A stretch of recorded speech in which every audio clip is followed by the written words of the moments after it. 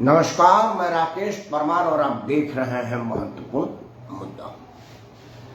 मित्रों, महत्वपूर्ण मुद्दा में आज सबसे महत्वपूर्ण विषय तो ये था कि सर्वोच्च न्यायालय के सर्वोच्च निर्णय से अब ये स्पष्ट हो गया है कि ज्ञानवापी मंदिर विवाद का प्रारंभिक न्याय प्रक्रिया जो है वो जिला न्यायालय से ही शुरू हुआ और माननीय न्यायाधीश सर्वोच्च न्यायालय ने ये कहा है कि जो जिला जज होते हैं वो अनुभवी लोग होते हैं, काबिल लोग होते हैं और हमें उनके काबिलियत पर भरोसा है, इसलिए इसकी प्रक्रिया वहीं से शुरू की जाए। दोनों पक्षों ने आप अपनी अपनी दलीलें सुनाई।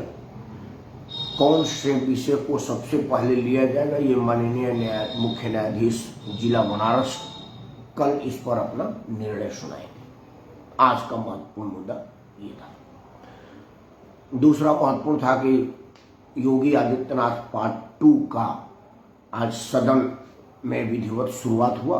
आज से सरकार का अपना कार्यकाल का सदन में रूपरेखा ब्यौरा तैयार करेगी, अलग अलग विधेयकों को पास करना। योगी आदित्यनाथ ने अपना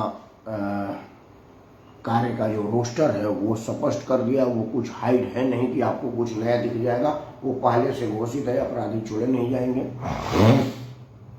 शरीफ छेड़े नहीं जाएंगे और जो लोग जिस काबिल है वो उसी स्तर के सम्मान पाएंगे। ये योगी जी पिछले कार्यकाल में भी किए थे, अब भी वही करेंगे। उससे कुछ नया करने का कोई योजना उनका नहीं है। मित्रों, आज जो सबसे महत्वपूर्ण विषय मुझे लगा, मैंने चाहा कि आज इस पर बातचीत हो, क्योंकि मेरा तो टैगलाइन है कि आपके इस चैनल पर उन्हीं खबरों का विश्लेषण दिखाया जाता है जो कहीं और नहीं दिखाया जाता या दिखाने योग्य नहीं समझा जाता। अगर जो मैं कह रहा हूं वो हर चैनल पर हो तो फिर मैं क्यों फिर एक नया आऊं। इन सोशल मीडिया में सैकड़ों लोग रोज वीडियो लगाते हैं, हजारों यूट्यूब पर आपको पड़े मिलेंगे, सैकड़ों समाचार है, तो फिर मैं क्यों आपका आधा घंटा खराब करूं। लेकिन मेरा ये दावा है कि जिन विषयों को मैं रखता हूं वो समाचार चैनलों पर नहीं मिलता है। जैसे आज का जो मुद्दा मैंने चुना है, ये तेरा धर्म ये मेरा धर्म, ये धर्म बड़ा अजीब है। मित्रों, आमतौर पर धर्म को सिख शिक्षा की तरह से गुप्त रखा गया है। मतलब जिस तरह से सेक्स जीवन का सबसे अनिवार्य हिस्सा है और उसके बगैर जीवन का कल्पना ही नहीं है। अगर आपका जन्म हुआ है वो जरिया सेक्स ही है, तो जो सबसे महत्वपूर्ण है जिस माध्यम से आपका जन्म हुआ है, आप दुनिया में आए हैं, आकार लिए हैं, उसी को गुप्त रखा जाता है। लड़के लड़कियों की शादी इसीलिए होती है कि वो दोनों अपना अब स्वच्छंद यौन संबंध बनाएंगे, क्योंकि अब उनकी आयु हो गई है, लेकिन उसको गुप्त रखा गया है। सबसे मजे की बात है कि चर्चा इस पर कोई नहीं करना चाहता, बट करते सब है। यौन संबंध बनाते सब हैं, ये दुनिया का परंपरा है। अगर आप जीव हैं तो आप यौनाचार करेंगे, चाहे आप जिस जीव में आपका जन्म हुआ हो, पशु पक्षी मनुष्य मानव दानव सब। लेकिन इतने महत्वपूर्ण विषय पर हम चर्चा नहीं करते। कहते हैं वो लोगों में एक चर्चा की जाती है कि गुप्त बीमारी है, गुप्त रोग है, फलाना डॉक्टर गुप्त रोग विशेषज्ञ, मतलब जो एकदम सार्वजनिक है वो गुप्त है। उसी तरह से धर्म भी सब के सब लोग धर्म भीरू होते हैं, धर्म के प्रति आशावान होते हैं। या तो वो धार्मिक आदमी होगा या आस्तिक आदमी होगा या नास्तिक आदमी होगा, लेकिन धर्म के प्रति उसका नजरिया जरूर है। या तो वो आपके धर्म का आदर करेगा या अनादर करेगा या न्यूट्रल रहेगा, लेकिन धर्म किसी न किसी रूप में उसके साथ है और वो धर्म के साथ है। लेकिन कहा जाता है कि ये धार्मिक विषय है, बहुत निजी है, इसको छोड़ दीजिए। बिल्कुल ये वो यौन संबंध की तरफ से करते सभी हैं, चर्चा कोई करना नहीं चाहता, कहते ये बड़ा शर्म की बात है। उसी तरह से धर्म मानते सभी हैं, चाहे माने या ना माने, उसका सम्मान करे अपमान करे, लेकिन कहते हैं कि धार्मिक मुद्दों पर बहस नहीं करना चाहिए, आस्था का मामला है। लेकिन मैं तो करूंगा कि मुझे नहीं लग रहा है कि इस पर कोई आस्था का मामला है, इसको कर लेने से संवेदना बिगड़ जाएगी, सांप्रदायिक माहौल खराब हो जाएगा और लोगों में असमंजस्य बनाने में मुश्किल होगी, नामुमकिन होगा। ऐसा मुझे नहीं लग रहा। मैं समझ रहा हूं कि इस पर जितनी ज्यादा चर्चा होगी उतना ही ज्यादा समाज में सामंजस्य बनेगा और लोगों को एक दूसरे के धर्म के प्रति नजरिया में खुलापन आएगा और समझने की शक्ति मिलेगी। उसी तरह से जिस तरह से अगर यौन समस्याओं पर ज्यादा से ज्यादा चर्चा हो, उसकी शिक्षा ओपन दी जाए, तो कम से कम ये जो नीम हकीम खतरे जान के चक्कर में लोग पढ़ करके अपनी जवानी बर्बाद करते हैं और बड़ी बुरी और भारी बीमारी मोल ले लेते हैं और असुरक्षित यौन संबंध से कई लोग गंभीर से गंभीर बीमारी से ग्रसित होकर के जान दे देते हैं या जीते हैं तो बड़ा तड़प तड़प और कलप कलप के जीते हैं, वो उसी तरह का है।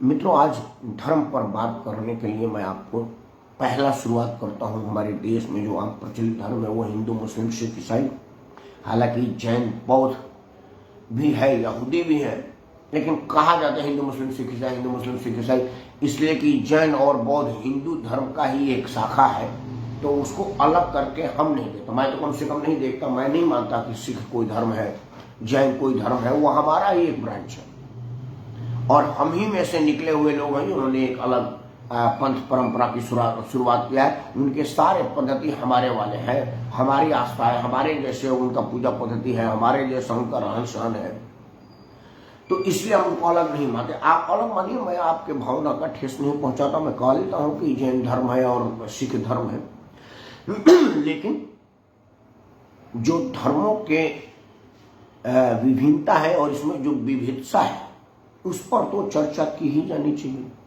ये तेरा धर्म, ये मेरा धर्म। मामला ज्ञान बापी मंदिर पर विशाल शिवलिंग को ढक करके और छुपा करके रखा गया था। जो सर्वे में वो आया हुआ है उस पर जो दुनिया भर में बहस चली है। अब ये भारत से बाहर, अमूमन भारत में कोई समाचार होता है तो वो दुनिया का मसाला बन जाता है, दुनिया उसमें चटकारे लेकर के जानना चाहती है।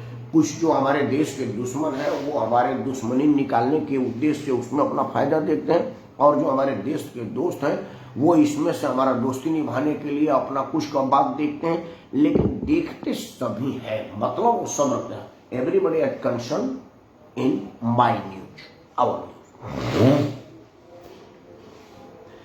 मित्रों, आज एक समाचार पर छोटी सी एक लाइन है, उस पर कोई डिस्कशन नहीं हुआ। मैं समझ रहा हूं कि इस पर तो 2-2, 3-3 घंटे तक डिस्कशन होना चाहिए, लेकिन चूंकि ये टीआरपी का मामला नहीं था इसलिए इस पर कोई चर्चा नहीं हुआ। वो लोग कह के निकल गए। खबर था कि एक सिख पंथ के जत्थेदार, मेरे लिए तो बड़ा आदरणीय है, चूंकि मेरे ही धर्म का एक ब्रांच है तो आदरणीय तो ही है मेरा अपना सिख भाई। तो एक सिख पंथ, सिख धर्म के जत्थेदार ने सिख बंधुओं से एक आह्वान किया है कि जो सिक्खी का 5 पहचान था, 5 क, मतलब केस, कंघा, कृपाण, कच्छा, इनको धारण करने की जो हमारे गुरुओं ने हमको बताया था, वो उस वक्त की परिस्थितियां विषम थी, उस वक्त की परिस्थितियां अलग थी। आज हम ये चाहेंगे कि जो सिख भाई लोग हैं वो जो कृपाण रखते हैं उसके जगह वो गुरबाणी रखें, गुरुओं की दिए हुए उपदेश की पुस्तका रखा करें। अमूमन होता क्या है कि सिख धर्म को लोग कृपाण तो रखते हैं, गुरबाणी नहीं रखते। उसको उन्होंने गुरुद्वारा में पूजा के काम के लिए छोड़ दिया है, उसका पूजा करते हैं, उसके लिखी बातों को अमल नहीं करते हैं। आप देखिए सिख धर्म के महान परंपरा को, सिख धर्म के महान परंपरा की चर्चा के लिए पहले बात बता देता हूं कि सिख धर्म में जो हमारे शीशगंज गुरुद्वारे की कहानी है, जिसमें गुरु जी महाराज के पूज्य साहबानों का जो साहिबान लोग थे जिसको जिंदा चुनवा दिया गया था, वो इसलिए नहीं चुनवा गया था कि उनका गुरु ग्रंथ साहिब खतरे में था, इसलिए चुनवा गया था कि सत्य सनातन धर्म के रक्षा के लिए वो खड़े हुए थे। उन्होंने अपनी प्राणों की आहुति, बलिदान, सर्वोच्च कुर्बानी दे दी हमारे सत्य सनातन के रक्षा के लिए। उन्होंने इस्लाम के सामने झुके नहीं, इस्लाम धर्म स्वीकार किए नहीं। हम उनके ऋणी हैं, हम सत्य सनातन धर्म के लोग सिख धर्म के ऋणी हैं जिन्होंने हमारे लिए अपनी कृपा उठा ली। हमारे धर्म पर आंच न आए, राष्ट्र इस्लामीकरण की तरफ ना बढ़े, इसके लिए उन्होंने 5 को अपने साथ रखा। खैर, जो उन्होंने जथेदार साहब ने आह्वान किया है कि जिस वक्त कृपाण रखने के लिए हमारे गुरुजी महाराज ने आदेश दिया था, निर्देश दिया था, आह्वान किया था, उस वक्त की परिस्थिति अलग थी। उस वक्त इस्लामिक आक्रांताओं का इस देश में प्रचंड भयंकर कहर था और कब कहाँ जरूरत पड़ जाए आपको आत्मरक्षा के लिए कृपाण चलाने की, इसलिए आप अपना कृपाण अपने साथ रखें। लेकिन अब तो सत्य सनातन का परावर्त है और इस देश में लोकतंत्र है, किसी की हिम्मत नहीं है कि वो शरेआम किसी का कत्लेआम कर दे। कोई आदमी बदले की भावना से, कोई चोरी से, कोई बदमाशी से कहीं किसी पर अत्याचार कर देता है या झगड़े में कहीं कोई गोली बंदूक या कृपाण चल जाता है, लेकिन ऐसा तो कहे नहीं कि कोई एक आदमी समूह विशेष, जाति विशेष, धर्म विशेष को देख करके उस पर हमला करवा दे अपने सेनाओं के द्वारा। ऐसी परिस्थिति तो है नहीं। तो जब ऐसी परिस्थिति नहीं है तो कृपाण लेकर के चलने से बढ़िया है कि आप गुरबाणी लेकर के चले और गुरबाणी को जब जहां मौका मिले, जहां आप बस स्टैंड पर इंतजार कर रहे हैं बस का, गुरबाणी का 2 पन्ना पढ़िए। आप बस में सफर कर रहे हैं, 2 घंटे का आपका घर जाने का डेस्टिनेशन है, तो 2 घंटे तक आप पवित्र गुरुओं के गुरबाणी पढ़े तो रोज आपको एक नई चीज मिलेगी। उसमें से जानने के लिए जटिल से जटिल समस्याओं का समाधान उसमें मिलेगा। मैं समझ रहा हूं कि वो उससे बढ़िया कुछ बात नहीं हो सकती। मैं तो हाथ जोड़ करके सादर नमन करता हूं उस आदरणीय पूजनीय जथेदार साहब का। और पंजाब के मुख्यमंत्री, हालांकि पंजाब के मुख्यमंत्री खालिस्तान समर्थक हैं और उनके गुरु अरविंद केजरीवाल खालिस्तान के समर्थन से पंजाब में मुख्यमंत्री का सीट प्राप्त किए हैं, ऑक्युपाई किए हैं, हासिल किए हैं या चुने गए हैं। लेकिन उन्होंने भी ट्वीट करके कहा कि अब गुरबाणी रखने की जरूरत है क्योंकि परिस्थिति ऐसी नहीं है कि आप कृपाण रखें। यहीं से बात आती है, ये तेरा धर्म ये मेरा धर्म। ये हमारे धर्म का एक ब्रांच है, सत्य सनातन का सिखी धर्म, जिसने कहा है कि आप युद्ध ना करें, कृपाण रख दीजिए और किताब लीजिए, क्योंकि किताब ज्ञान देती है, झगड़ा नहीं कराती। दूसरी तरफ ज्ञान वापी मंदिर परागण में पवित्र शिवलिंग के दिखने, मतलब शिवलिंग तो बहुत दिन से था, आज से तो है नहीं, वो तो वर्षों पुराना है, लेकिन उस शिवलिंग के अपमान और शिवलिंग है कि नहीं है, इस शिवलिंग को है और नहीं है के चर्चा में आप देख रहे होंगे कि एक भी मुस्लिम धर्म का आदमी ये मानने को तैयार नहीं है कि वो शिवलिंग है। वो फव्वारा कहे जा रहा है जिसमें पानी का कोई स्रोत नहीं है, और फव्वारा में पानी कैसे फेंकी जाती थी या ऊपर से कैसे गिराई जाती थी इसका कहीं कोई विकल्प नहीं दिख रहा है। लेकिन लोग एक मुश्त उसको फव्वारा मान रहे हैं और उसके लिए मरने कटने को तैयार है। कोई आदमी कभी कभी शांति का बात रख लेता है और कोई लोग कहता है कि एक मंदिर शहीद किए हैं दूसरे को नहीं होने देंगे, जबकि ना वो उनका था ना ये इनका है। लेकिन फिर भी वो अपने धर्म के नाम पर अड़े हुए हैं और आशावान है कि बाकी सब लोग हमारे साथ होंगे, और क्यों ना हो। उनके लिए मुसलमान में एकाध लोग ये जरूर कह सकते हैं कि जी शायद वो शिवलिंग ही है, और अगर शिवलिंग है तो हमको दावा छोड़ देनी चाहिए। कई ऐसे लोगों का भी बयान आया है जो मुस्लिम धर्म के लोग हैं। लेकिन जो हिंदू धर्म में गैर भाजपाई हैं उन्होंने एक सूर से कहा है कि वो पत्थर है। अब तो इतनी वाहियात और बेहयाई का प्रदर्शन सोशल मीडिया पर हो रहा है। कोई आदमी भाभा एटॉमिक सेंटर का एटॉमिक प्लांट को दिखा के कह रहा है कि यार शुक्र है, मुझे लग रहा है कि कहीं यहाँ नीचे खुदाई न करवा दे। वो जो सड़कों पर सीनरी के लिए पिलर बनाए जाते हैं, वो गोल गोल खंभे बनाए जाते हैं, उसको एक आदमी लगा करके कहा कि ये भी शिवलिंग है, बल्कि में प्राप्त हुआ है, वगैरह वगैरह। लीची को बीच से काट करके उसका गुठली दिखा, कहा जा रहा है कि लीची से शिव जी बरामद हुए। मतलब इतना ज्यादा धर्म का अपमान। उनको पता है कि सत्य सनातन का अपमान करने से उनका सर कलम होने का खतरा नहीं है, लेकिन वो करते हैं। दोस्तों, मेरा ये कहने का मतलब है कि ये तेरा धर्म ये मेरा धर्म की चर्चा है। ये मेरा धर्म है कि हम इस बात को बर्दाश्त कर लिए कि भाई आप बता दें, आप सड़क पर पड़े खंभे में भगवान बता दें, क्योंकि हमारा तो मानना है कि हम में तुम में खड़ा खंभे में घट-घट व्यापक रहा। हमारे धर्म का तो ये बुनियादी है कि ईश्वर हर जगह है, ईश्वर अविनाशी है। ईश्वर वो जगह है नहीं है जहां पर ईश्वर ना हो। तो तुम बिल्कुल सही कह रहे हो। वो फुटपाथ पर वाला जो खंबा है उसमें भगवान का वास है, और भगवान ना हो तो खंबा खड़े ना हो, हमारा ये मानना है। और अच्छी बात है कि तुम हमारी मान्यता के साथ अपने आप को एसोसिएट कर रहे हो। बेशक तुम कुटिल व्यंग मुस्कानों से और टोंट ही कर रहे हो, लेकिन कम से कम सत्य तो कह रहे हो, मेरा मानना है। लेकिन उनका उद्देश्य हमारे सत्य को मानना नहीं, सत्य को स्वीकार करना नहीं है, मेरे धर्म का अपमान करना है। और उनको पता है कि हम अगर सत्य सनातन धर्म का अपमान करेंगे तो इस पर कहीं से कोई बहुत बड़ा विरोध नहीं आएगा, बल्कि लोग वोट के लालच में और अपने आप को ज्यादा उदार दिखाने के चक्कर में हमारे ही बात का समर्थन करें। एक तरफ सिख धर्म से एक आदमी का बयान आया कि अब हमको कृपाण लेकर के चलने की जरूरत नहीं है, किसी ने भी उस बात का विरोध नहीं किया। मजे की बात यह है। और अगर कोई एक इस्लाम का विद्वान अगर वो कह देता कि वो ज्ञान वापी का मस्जिद नहीं मंदिर ही है, क्योंकि अब उसमें पवित्र शिवलिंग बरामद हो गई है और फव्वारे जैसा कहीं कोई सबूत नहीं है, अब तक उसको इस्लाम से खारिज कर देने की फतवा आ जाती दुनिया के कई इस्लामिक राष्ट्र से कि उसका सर कलम करके लाओ और इतना रुपये ले जाओ। ये है ये मेरा धर्म, ये तेरा धर्म। लोग हमारे धर्म का अपमान खुलेआम कुछ दिन से कर रहे हैं। 16 मई से जिस दिन से ज्ञान वापी पर चर्चा टीवी पाई पे और उन सब चीजों पर चर्चा कर रहे हैं। लेकिन एक आदमी भी एक चीज जो आजकल बहुत सुनने में आ रही है, वो पूजा स्थल अधिनियम 1991, इस पर कोई चर्चा नहीं कर रहा है कि यार इस देश में ऐसे भी अधिनियम सरकार ले आ सकती है जिसमें कहा जाता हो कि भाई सनातन धर्म के लोगों का मकान कब्जा हो गया, उनकी मंदिर मस्जिद देवस्थलियों को तोड़ करके अवैध मस्जिद बन गई है, तो अब आप चुप रहिए, आपको कानून के डंडे से चुप करा रहे हैं। ऐसा भी संभव है क्या?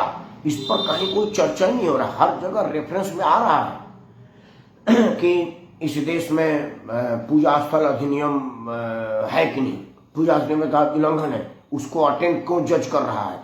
हर बार वो ऐसी इस बात को कह रहे हैं कि मैं समझ नहीं रहा हूं कि जिला कोर्ट ने उसको अटेंड क्यों किया, क्योंकि वो मेंटेनेबल ही नहीं। क्योंकि इस देश में जब तक पूजा अधिनियम एग्जिस्ट कर रहा है तब तक तो अटेंड ही नहीं करना चाहिए। रुद्र प्रताप सिंह रघुवंशी जी हमारे बलिया जिले के युवा प्रखर नेता हैं और समाज के मुद्दे पर बड़ी चपलता से अपनी बात रखते हैं, बड़ा प्रखरता से रखते हैं। उन्होंने मुझे मार्गदर्शन दिया है, मैं एक तो उनको शुभ आशीर्वाद बोलूंगा। उनका बात पढ़ता हूँ। उन्होंने लिखा है कि तुलसीदास ने रामचरितमानस का लेखन मुगल काल में ही किया था, उस महान ग्रंथ को क्यों नहीं मिटा दिया गया। रघुवंशी जी, आप में भी ये साबित करने की होल मची है कि भाई ऐसा ना हो अगर मैं कोई कहीं लिख उख ना दूं तो लोग ये नाम मान ले कि यार मोदी विरोधी में रुद्र प्रताप पीछे रह गए। रुद्र प्रताप रघुवंशी, आपको एक बात जान लूँ, चलो ये धर्म का मामला है, आपको मालूम है कि ये जो हमारे पूज्य ब्राह्मण लोग हैं इनमें पांडे, तिवारी, मिश्रा, चौबे, ये क्यों रखा गया? जब इस्लामिक आक्रांताओं ने हमारे वेदों को नष्ट करने का फरमान जारी कर दिया और कहा कि वेदों को नाश कर दो, जला दो, हमारे सबसे बड़े पुराने विश्वविद्यालय पाटलिपुत्र विश्वविद्यालय को जला दिया गया, तब जा करके ब्राह्मणों ने इसको टास्क के रूप में लिया कि भाई अगर सारे धर्म ग्रंथ जल जाएंगे तो इस देश से धर्म का नाश हो जाएगा, आने वाली पीढ़ियों को धर्म का ज्ञान कैसे होगा? क्योंकि ये सारे लोग तो अपने तलवार के जोर पर धार्मिक पुस्तकों को जला रहे हैं। उस वक्त क्या हुआ कि पंडित पुत्रों को ये आदेश दिया गया कि आप एक काम करिए, पुस्तक जलाएगा, आपको तो नहीं न जलाएगा, तो आप धार्मिक पुस्तकों का पाठन करके याद कर लीजिए, कंठस्थ कर लीजिए, गले में डाल लीजिए, अपने दिमाग में बैठा लीजिए, यहाँ मेमोरी चिप में डाल लीजिए। तो जो जितने का श्रवण करके पाठन करके याद किया वो उतने टाइटल मिला। जिसने 2 किया उसको दुबे बनाया गया, जो 3 किया उसको तिवारी बनाया गया, जो 4 पढ़े उसको चौबे बनाया गया, जो 5 पढ़े उसको पांडे बनाया गया, जो मिश्रित किए कि ये सब वो भी किए उनको मिश्रा बनाया गया। ऐसे करके किया गया है। तो ये आप नहीं कह सकते हैं कि नहीं क्या। मैं तो तुलसीदास जी के बहुत पहले की बात कर रहा हूं जिस वक्त वेद का रचना हुआ था और वेद का सर्वनाश करने का ऐसा प्रयास किया गया था, और हमारे ब्राह्मण पुत्रों ने इस बात को किया जिस बात का हमें एहसानमंद है। इसीलिए तुलसीदास जी ने अपने रामायण में लिखा हो कि पूजो विप्र सकल गुणहीन। अगर वो सभी गुण से हीन ब्राह्मण भी है तो उसका पूजा कीजिए, क्योंकि ये वही लोग हैं जिनके वजह से धर्म सुरक्षित है और धर्म का ज्ञान और प्रचार प्रसार संभव हो सका है, क्योंकि उन्होंने धर्म को दिमाग में याद रखा था और जब स्थिति समान हुई तो उसको कलम बंद किया, लेखनी के माध्यम से उसको लिख करके रखा। तो ऐसा नहीं है कि तुलसीदास जी के रामायण का नष्ट क्यों नहीं किया गया है, प्रयास तो बहुत किया गया था हर चीज का नाश करने के लिए। इस बात की समर्थन मैं आपके साथ नहीं करता, मैं धर्म की बात कर रहा हूं। आप नीचे लिखिए ना भाई कि एक सिख धर्म के जथेदार का बयान आया है कि अब कृपाण ना रखिए, इसकी जरूरत नहीं, उसके जगह किताब रखा करें। क्या इस्लाम धर्म का कोई कहेगा कि अब नमाज की जरूरत नहीं है, छोड़ दीजिए और वो जिंदा रहेगा? क्या किसी इस्लामिक धर्म गुरु को ये हैसियत है कि वो इस तरह का बयान दे दे और जिंदा रहे? मैं बात के धर्म की कट्टरता पकड़ रहा हूँ। रुद्र प्रताप ने दोबारा लिखा है, आपने लिखा है कि नेहरू जी ने अपनी किताब भारत की खोज में लिखा है कि औरंगजेब धर्मांध कट्टर शासक था, तो क्या आज के दृष्टिकोण में अब भारत में वही स्थिति देख रहे हैं? बिल्कुल नहीं देख रहे हैं। धर्मांध कट्टरता हमारे पास अगर होती तो क्या हम अदालत के माध्यम से ज्ञानवापी का फैसला करवाने की उम्मीद करते, कोशिश करते? आज तो हम बहुमत में है, हमारी सरकार केंद्र से लेकर के राज्य तक है, पुलिस मिलिट्री मेरे साथ है और 100 करोड़ से ज्यादा आबादी मेरे साथ है। एक दीवार तोड़ने में कितना टाइम लगता? अयोध्या विवाद को हम 500 साल तक अदालत के भरोसे रखते, अदालत के ऊपर छोड़ देते कि जो अदालत कहेगा वही कहेंगे। जैसे अदालत में भरोसा तो वो लोग करते हैं जो झगड़ा करने की शक्ति नहीं रखते या झगड़ा करना नहीं चाहते, या उनको लगता है कि झगड़ा करके समय जीत न पाऊंगा तो अदालत की जिम्मे छोड़ देते हैं। तो अगर आज औरंगजेब वाला शासन होता तो आपको लग रहा था कि ज्ञानवापी मंदिर के पवित्र शिव मिलने के बाद भी हम कोर्ट के ऊपर रहते? हम कोर्ट का सम्मान दे रहे हैं का मतलब है कि हमारे देश में कट्टरता शासन में नहीं है और हमारा शासक कट्टर नहीं है। हमारा शासक धर्मनिरपेक्ष है, न्यायप्रिय है, कानून को ऊपर मानने वाला है और कानून का आदर करने वाला है। इसीलिए वो कानूनी माध्यम से स्थिति को स्पष्ट करवाना चाहता है कि कानून कोर्ट विल डिसाइड कि वो क्या होगा और फैक्ट क्या है। इसलिए लग रहा है कि हमारे जो वर्तमान शासक हैं, वो चाहे राज्य के योगी आदित्यनाथ हो या केंद्र के नरेंद्र मोदी हो, ये सब के सब कानून को मानने वाले लोग हैं, सहिष्णु लोग हैं और भाईचारे को ऊपर और कानून को ऊपर रखने वाले लोग हैं। धार्मिक कट्टरता अनहत्ता अगर इनमें होती तो फिर यहाँ पर मस्जिदों का डिमोलिशन हो गया होता, बुलडोजर मस्जिद पर चल जाती, सड़क पर नहीं चलती, क्योंकि अवैध अतिक्रमण पर बुलडोजर चल रही है और अवैध अतिक्रमण करके जो मस्जिदें बीच सड़कों पर बनाई गई है, क्या वहां कभी बुलडोजर चला? आप दिल्ली में रहते हैं, हनुमान मंदिर के सामने वाले रोड पर देखिए बीच सड़क पर मस्जिद है। संसद में जाते हो तो वेस्टर्न कोर्ट की तरफ जाइए, बीच सड़क पर मस्जिद है, क्या उस पर बुलडोजर चला? नहीं चला, क्योंकि हम धर्मांध लोग नहीं है। रघुवर सिंह ने क्योंकि फिर राम जन्मभूमि मुक्ति में बीजेपी और मोदी जी का क्या योगदान था? वो कानून ईश्वर के ऊपर है और सभी लोग क्यों कहते हैं कि मोदी और योगी जी ऐसा किया है? अब मोदी योगी जी का योगदान ये था कि योगी आदित्यनाथ के राजनीतिक गुरु, और चूंकि वो संत है तो उनका विष्ट परिवार उनका पूर्वज नहीं है, क्योंकि जब वो धार्मिक रीति रिवाज से कर ले तो उनके जो पूर्वज है वो अवैधनाथ जी का वंश है, वैद्यनाथ जी का प्रवाज है, अर्जुन देव जी का प्रवाज है, मतमनाथ संप्रदाय के जो संत महात्मा लोग हैं वो उनके पूर्वज हैं। तो योगी आदित्यनाथ के जो गुरु थे परम पूज्य महेंद्र नाथ जी, अवैधनाथ जी ने राम मंदिर आंदोलन का सबसे पहला शुभारंभ किया और उन्होंने राम मंदिर आंदोलन को राजनीति से लेकर के कोर्ट तक की लड़ाई लड़ी। संसद में पहला बयान देने वाले कि राम मंदिर को मुक्त किया जाए और वहां पर एक पवित्र राम मंदिर, भव्य राम मंदिर बने, इसका मांग किया और वो पूरा नाथ संप्रदाय उसके साथ लगा। जब अवैधनाथ जी वृद्ध हो गए और वो सक्रिय राजनीति में उतना योगदान देने के लायक खुद को नहीं माना, क्योंकि ये नश्वर शरीर है, जो आया है वो जाएगा।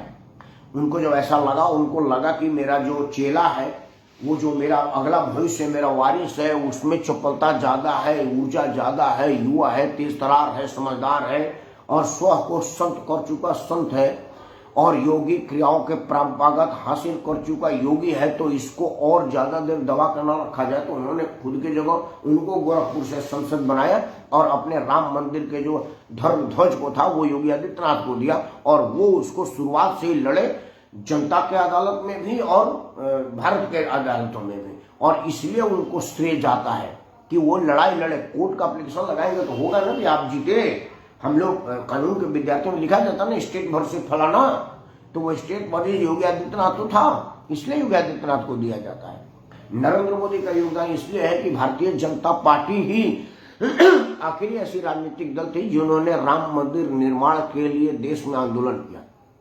सत्य सनातन धर्म की रक्षा हो, सत्य सनातन धर्म के मंदिरों का जीर्णोद्धार हो, इसका अडवाणी जी सोमनाथ से अयोध्या तक का रथ यात्रा निकले थे कि उस रथ यात्रा में जनसैलाब को ये बताया जाए, जनसमूह के नजदीक जा करके कहा जाए कि भाई मर्यादा पुरुषोत्तम भगवान राजा राम के पवित्र जन्मस्थल पर एक भव्य राम मंदिर निर्माण होनी चाहिए, ये मेरी मांग है, और उसको सिर्फ भारतीय जनता पार्टी ही करे। और इस टाइम चूंकि भारतीय जनता पार्टी में अध्यक्ष बेशक जेपी नड्डा हो, लेकिन पहले अटल अडवाणी की अध्यक्षता भाजपा कही जाती थी कि अटल अडवाणी की भाजपा है, वो चाहे अध्यक्ष कोई और हो, उसी तरह से आज मोदी योगी की भाजपा कही जा रही है। तो श्रेय भारतीय जनता पार्टी को जाएगा, तो उनके नेता को ही जाएगा, इसमें कहीं कोई दो राय नहीं है। लेकिन इन नेताओं ने बल प्रयोग करके मस्जिद को मंदिर को मुक्त कराने का प्रयास और मस्जिद को डिमोलिश कराने का प्रयास नहीं किया। ये कानून के हिसाब से हुआ है, जैसा राम मंदिर के टाइम में हुआ है वही ज्ञान बापू मंदिर के टाइम में होगा। खैर, समय ज्यादा ना ले, आपको हाथ जोड़ के प्रार्थना करते हैं कि ये देख लीजिए हमारा धर्म और उनका धर्म में कितना अंतर है, हम कितना सहनशील लोग हैं कि हम मांग करते हैं लोगों से कि भाई आप कृपाण की जगह किताब रखिए, और वो लोग लेस मात्र भी पीछे नहीं हटते।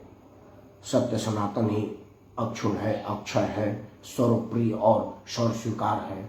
ये बात मैं नहीं कह रहा हूँ, किताबों में लिखा है। उन्हीं किताबों में इसको पढ़ने के लिए हमारे धर्मगुरु और जथेदार साहब कह रहे हैं।